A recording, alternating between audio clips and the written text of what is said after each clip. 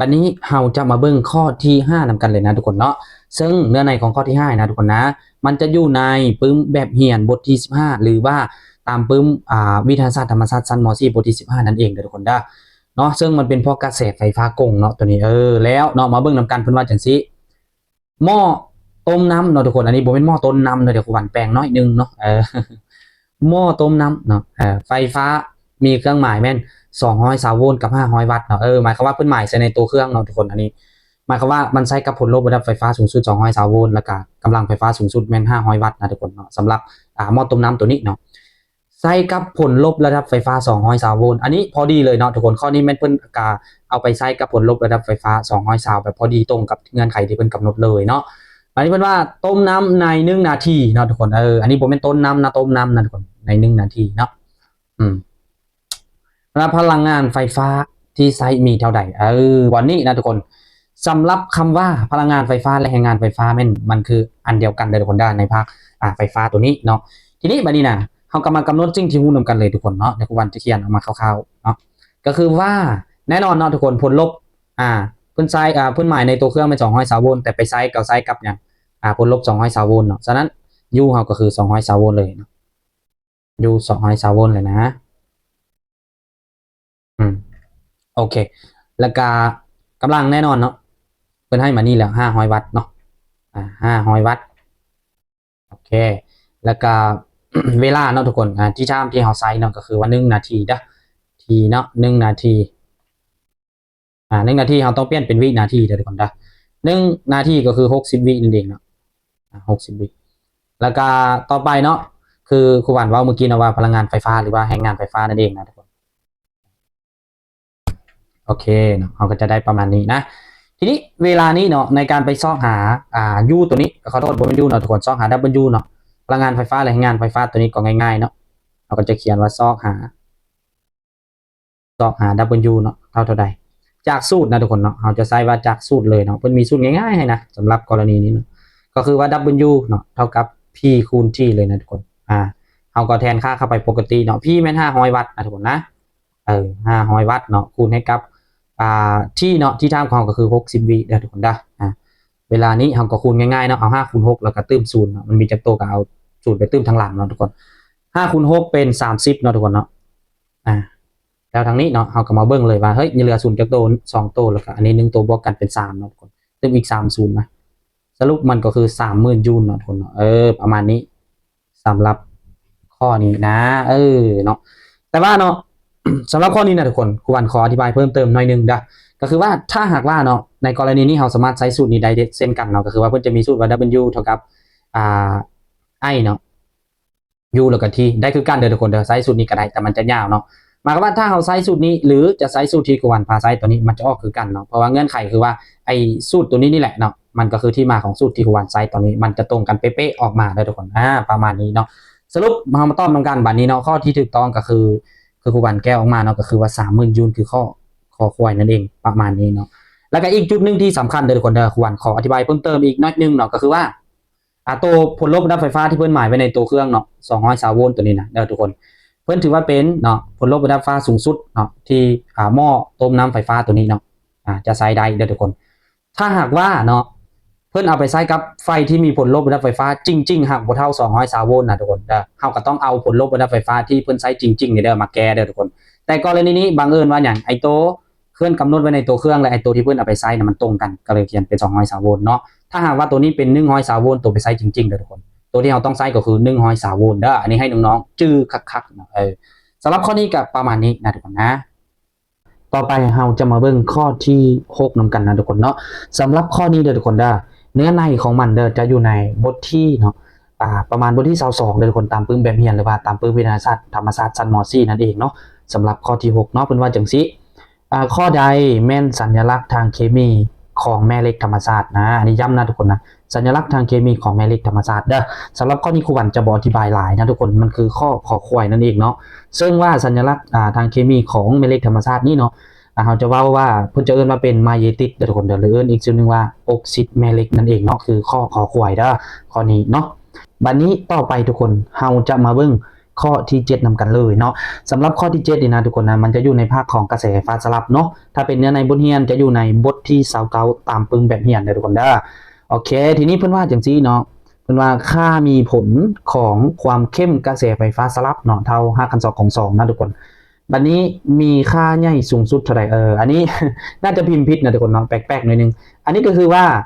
เพิ่นถามหาความเข้มกระแสไฟฟ้าสูงสุดหรือว่ากระแสไฟฟ้าสูงสุดนั่นเองเด้อทุกคนเนาะเดี๋ยวเรามาแก้นำกันเลยนะข้อนี้ครูวันจะพาเขียนว่าฮู้ก่อนเนาะทุกคนเฮามาเบิ่งเนาะทำอิฐกะมาเบิ่งเลยทุกคนเนาะค่ามีผลของกระแสไฟฟ้าสลับเนาะแม่น5 2 ของ2เนาะหรือว่ากระแสไฟฟ้ามีผลนั่นเองเด้อทุกคนเราจะสัญลักษณ์ด้วยตัว I ใหญ่เนาะเท่ากับ5 2 ของ2เนาะบ่แม่น2เนาะ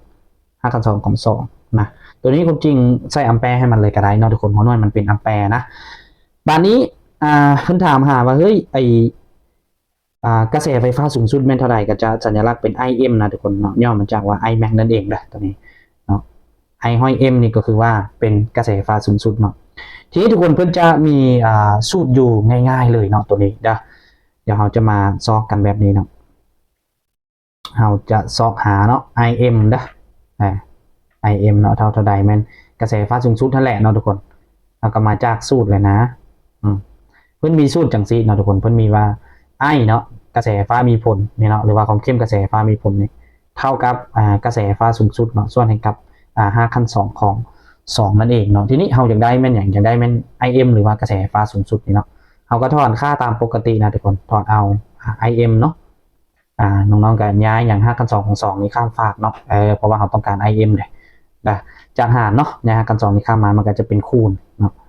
ทีนี้มันก็จะเท่ากับ I คูณ5 ขั้น 2 ของ2นั่นเองเนาะครับแทนค่าเข้าไปปกติเนาะทีนี้ไอ้ค่าของ I เนาะทุกคนกระแสไฟฟ้ามีผลเนาะเพิ่นให้มาแล้วก็คือ5 ขั้น 2 ของ2เนาะคูณให้กับ5 ขั้น 2 ของ2ตัวนี้เนาะ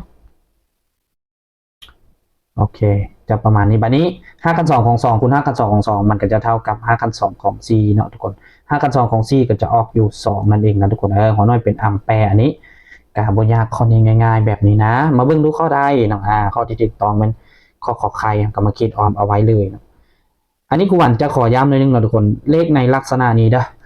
มันมีหลายแล้วเนาะมีหลายข้อแล้วที่ครูหวันได้เสนอหรือว่าได้แนะนำน้องๆเนาะหรือแก้ให้เบิ่งอยู่ในแต่ละซกพันมานะให้น้องๆกลับไปเบิ่งคืนมากระจายเห็นเนาะประมาณนี้มีหลากหลายเลยเนาะถ้าน้องๆเบิ่งตั้งแต่ซกที่ประมาณ2,000เท่าไหร่กับประมาณ15-16มาเนาะครับปัจจุบันซกที่2020 2021นะน้องๆก็จะได้ข้อมูลหลายเติบไปเลยทุกคนเด้อเพื่อเตรียมสอบเสร็จนั่นเองเด้อต่อไปทุกคนเราก็จะมาเบิ่งข้อ8ต่อกันเลยเนาะสำหรับข้อ8นะทุกคนนะมันยังนอนอยู่ในภาคของกระแสไฟฟ้าสลับเนาะหรือว่าในของมันยังอยู่ในบทที่29ตามปืนแบบเฮียนนั่นเองทุกคนเด้อตั้งแต่ข้อนี้เนาะเพิ่นเปลี่ยนจากการศึกษาเกี่ยวกับกระแสไฟฟ้าหรือความเข้มกระแสไฟฟ้านั้นมาเป็นผลลบระดับไฟฟ้านั่นเองนะทุกคนเดี๋ยวเรามาเบิ่งกันเลยเนาะเพิ่นว่าจังซี่เนาะสมผลของผลลบระดับไฟฟ้าเนาะสลับตามเวลาเพิ่นว่าแม่นเนาะคือสมผลของมันเป็น U เนาะเท่ากับ125 กับ2ของ2สิ้น314ทีนะทุกคนของน้อยกับกี่ไล่เป็นโวลต์นั่นเองเนาะวันนี้ผมถามว่าค่ามีผลแม่นเท่าไหร่โอเคเนาะจังซี่ทุกคนครูวันจะขออธิบายเพิ่มเติมหน่อยนึงสำหรับค่ามีผลเนี่ยนะเนาะในพวกกระแสไฟฟ้าสลับนี้มันจะมีอยู่2ค่าเนาะอันนึงเป็นค่าของกระแสไฟฟ้ามีผลอัน2เป็นค่าของผลลบระดับไฟฟ้ามีผลเนาะบัดนี้เฮ้ยเขาจะพูดได้จังได๋ว่าเป็นค่าของกระแสไฟฟ้ามีผลหรือผลลบระดับไฟฟ้ามีผลให้น้องสังเกตง่ายๆสิให้น้องๆสังเกตเบื้องสมผลที่เพิ่นให้มาอยู่ในเบื้องหน้าทุกคนเด้อถ้าเบื้องหน้าเป็นสมผลของ U เนาะแสดงว่าตัวที่เพิ่นให้ชอบตัวมีผลต้องเป็น U มีผลนะถ้าสมผลที่เพิ่นให้มาเป็นสมผลของ I เนาะค่าที่เพิ่นให้ชอบค่ามีผลก็ต้องเป็นกระแสไฟฟ้ามีผลนั่นเองอันนี้ให้น้องชื่อแต่ข้อนี้แม่น U มีผลนะทุกคนเนาะโอเคประมาณนี้กันเนาะบัดนี้เราก็จะมาเขียนสิ่งที่ฮู้นำกันเลยทุกคนเนาะจะเขียนฮู้ว่าเฮ้ยสมผลของ U หรือว่าสมผลของผลลบเปลี่ยนแปลงตามเวลาเพิ่นให้มาแม่น120เนาะ5 2 ของ2สิ้นเนาะ314ทีนะโอเคเอาหน่อยก็คิดไล่เป็นโวลต์นั่นเองเนาะเพื่อนในซองหาแม่นค่ามีผลของผลลบระดับไฟฟ้านั่นเองก็คือ U ใหญ่นะทุกคนเนาะประมาณนี้อันนี้คือสิ่งที่ฮู้ของมันเนาะทีนี้ก่อนที่เราจะไปซอกก่อนที่เราจะไปซอกหา U มีผลนี้เนาะควรจะเอาสมผลตัวนี้เด้อทุกคนเด้อวิธีการของมันเอาสมผลตัวนี้ไปเทียบกับสมผลรวมเนาะหรือว่าสมผลของผลลบระดับไฟฟ้าเปลี่ยนแปลงตามเวลาตัวรวมนั่นเองเนาะเพื่อให้ได้ UM มาก่อนเพราะว่า UM มันจะมีความเกี่ยวข้องกับตัวนี้นั่นเองนะทุกคนเนาะ ดี๋ยวครูวันจะเขียนถึงสีเนาะว่าจากสูตรนะผมเป็นจากสูตรเนาะขอโทษเนาะวันจะเขียนเป็นจากสมผลแล้วกันเนาะจากสมผลแล้วกันนะทุกคนจากสมผลก็คือสมผลที่เพื่อนให้มานี่แหละเนาะคือu เนาะเท่ากับ120นะหักกัน2ของ2สิ้นนะทุกคน314ทีเนาะ314ทีนะผมนั่นก็คิดไล่เป็นโวลต์เนาะอันนี้นะเราก็จะเอามาเนาะเทียบกับสมผลรวมของมันเลยเนาะเทียบกับสมผลเนาะสมผลรวมของผลลบระดับไฟฟ้าเปลี่ยนแปลงแต่เวลามันคือ u น้อยเนาะเท่ากับum เนาะผลลบสูงสุดนะทุกคนสิ้นเนาะของโอเมก้าทีนั่นเองเนาะมันน้อยคิดไล่เป็นโวลต์เส้นเดียวกันเนาะทีนี้บัดนี้นะการเปรียบเทียบแน่นอนเนาะทุกคนเนาะเรายังได้แม่นตอนนี้เราเอา um ออกมาก่อนเนาะเวลาเทียบแน่นอนทุกคนตำแหน่งต่อตำแหน่งเลยทุกคนเด้อเห็นป่ะum อยู่ตำแหน่งนี้เนาะแสดงว่าอย่างค่า120หักกับ2ของ2มันก็คือค่าของ um นั่นเองเนาะจากการเปรียบเทียบเราถอนได้เลยว่าเฮ้ยไอ้ um เนาะผลลบระดับไฟฟ้าสูงสุดนี้เท่ากับ120เนาะคูณหักกับ2ของ2หัวหน่อยต้องเป็นโวลต์นั่นเองเนาะทุกคนได้มาประมาณนี้บัดนี้เนาะได้ประมาณนี้แล้วเนาะเราก็จะมาซอกหาอย่างเราก็จะมาซอกหาผลลบระดับไฟฟ้ามีผลกันเลยเนาะมาเขียนมาซอกหาเนาะu เนาะผลลบระดับไฟฟ้ามีผลจากสูตรเนาะทุกคนจากสูตรนะu มีผลเนาะเท่ากับ u สูงขอโทษโมเมนต์ u สูงสุดเนี่ยนะทุกคน u มีผลเนาะเท่ากับ u สูงสุดได้นี่นะควรเขียนลงน้อยนึงเมื่อกี้นะส่วนหักกัน2ของ2นั่นเองเนาะประมาณนี้บัดนี้เนาะแน่นอนทุกคนเฮาอยากได้มัน u มีผลนี่แล้วเนาะแล้วเฮาก็มี u สูงสุดแม่นเฮาเปรียบเทียบมาเมื่อกี้กะสวยๆเลยเนาะเฮาก็แทนค่าเข้าไปแต่ว่าควรขอยับเขาเก่าน้อยนึงนะทุกคนยับประมาณนี้เนาะบัดนี้เฮาก็แทนค่าเข้าไปปุ๊บเนาะu มีผลนี้ก็จะเท่ากับ u สูงสุดนะ u สูงสุดคือ120เลยแทนปกติเนาะ120คูณ5กัน2ของ2ส่วน5กัน2ของ2นะทุกคนทีนี้เนาะ5กัน2ของ2กับ5กัน2ของ2เขาก็คัดกันออกไปเนาะเหลือเพียง120เนาะตรงนี้ก็จะออกแบบนี้เนาะสำหรับข้อลักษณะนี้เด้อทุกคนเด้อน้องๆบ่ต้องงงเนาะคือข้อในแบบนี้ในครูวันสอนมาหลายแล้วในโซกก่อนๆเนาะมีแต่ว่าแนะนำให้น้องไปเบิ่งตั้งแต่โซก2015-16ที่ครูวันเฮ็ดมาจนฮอดโซกนี้นะทุกคนเชื่อว่าน้องๆจะได้ความรู้หลายพอสมควรในการที่จะเกียมสอบเสิ่งเนาะวิชาฟิสิกส์ศาสตร์ในโซกปีที่จะฮอดนี่นะทุกคนนะก็คือว่าปีอีก 2-3 เดือนนี่แหละเนาะโอเคมีบ่เนาะน้อยซาวมีบ่มีเนาะทุกคนข้อกอไก่เนาะฉะนั้นเขาก็ขีดอ้อมเลยนะประมาณนี้นะโอเคจบไปสำหรับข้อที่8เนาะบัดนี้เราจะมาเบิ่งข้อที่9ต่อนะทุกคนนะข้อที่9ต่อเอามาเบิ่งเนาะตัวนี้นะทุกคนสำหรับข้อที่9นี่นะตัวนี้เนาะมันก็ยังนอนอยู่ในภาคของกระแสไฟฟ้าสลับคือเก่าเลยทุกคนนะแต่ว่าตัวนี้เนาะเนื้อในของมันจะอยู่ในบทที่30ตามปื้มแบบเฮียนหรือว่าตามปื้มวิทยาศาสตร์ธรรมศาสตร์ชั้นม .4 เลยทุกคนเนาะตัวนี้เปลี่ยนจากตัวเมื่อกี้นี่เนาะมาเป็นตัวนี้มันจะศึกษาเกี่ยวกับหม้อแปลงนั่นเองนะทุกคนนะเนาะมาเบิ่งเนาะเพิ่นจะว่าแนวใดเนาะเพิ่นว่าหม้อแปลงไฟฟ้าหน่วยนึงเนาะสามารถแปลงผลลบระดับไฟฟ้าจาก220โวลต์เป็น110โวลต์นะทุกคนเนาะถ้าหม้อแปลงบ่มีการสูญเสียพลังงานไฟฟ้าเนี่ยและมีความเข้มกระแสไฟฟ้าที่แล่นผ่านกอสายต้นเนาะแม่น1 แอมแปร์ย้ำนะทุกคนนะในหม้อแปลงมันจะมีกอสายต้นกอสายสำรองอันนี้เพิ่นบอกว่าเฮ้ยผ่านกอสายต้นนะอันนี้ให้เจอดีๆเนาะแล้วบัดนี้เพิ่นถามว่าความเข้มกระแสไฟฟ้าที่แล่นผ่านเนาะกอสายสำรองมีเท่าใดเนาะมาทุกคนเดี๋ยวเรามาเบิ่งกันเนาะสำหรับหม้อแปลงเนาะทุกคนมันจะมีคำว่ากอสายต้นกอสายสำรองเนาะหลักๆมันเพิ่นจะศึกษาอยู่ประมาณ3-4 อย่างเนาะมีจำนวนรอบของกอสายเนาะมีความเข้มเนาะทุกคนแล้วก็มีผลลบเนาะประมาณนี้นะทีนี้เนาะ อันใดก็ตามนะทุกคนนะข้อมูลตัวใดก็ตามเนาะที่ห้อยเลข1มันตัวนั้นเป็นข้อมูลของกอสายต้นอันนี้ให้น้องจื้อนะแล้วเนาะข้อมูลตัวใดก็ตามที่ห้อยเลข2อันนั้นเพิ่นจะเรียกว่าข้อมูลของกอสายสำรองเนาะให้จื้อประมาณนี้นะทีนี้มาเบิ่งเนาะตัวผลลบที่เพิ่นให้มานะทุกคนเนาะจากแปลงจาก230มาเป็น110โวลต์นะอันนี้ให้น้องจื้อตามลำดับเลยเนาะคือผลลบแม่นอยู่แน่นอนเนาะแต่ว่าเฮาจะขึ้นต้นตามลำดับเลยก็คือว่า220นี่นะทุกคนนะ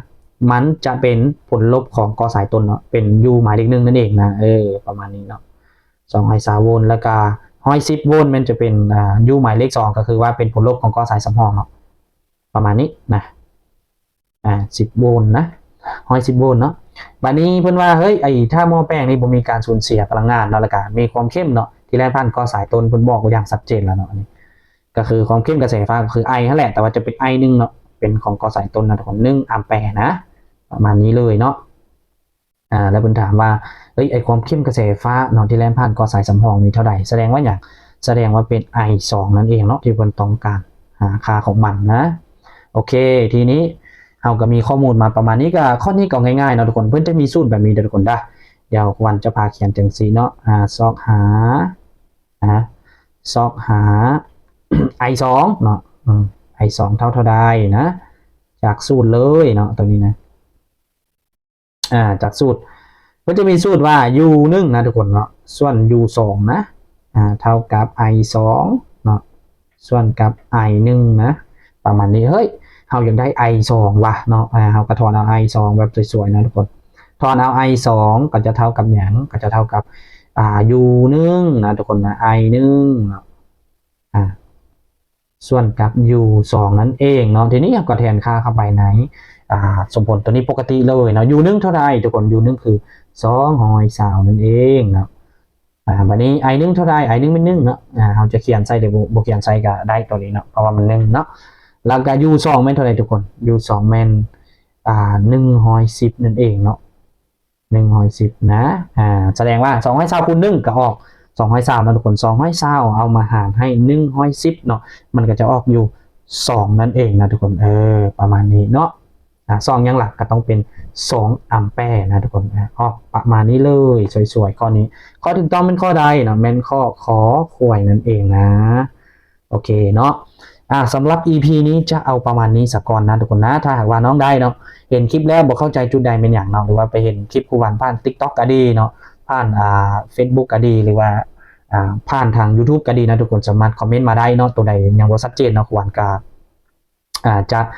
แนะนำให้ตื่มเนาะหรือว่าครูวันเว้าลงจุดใดก็แนะนำมาได้บางทีเนาะการ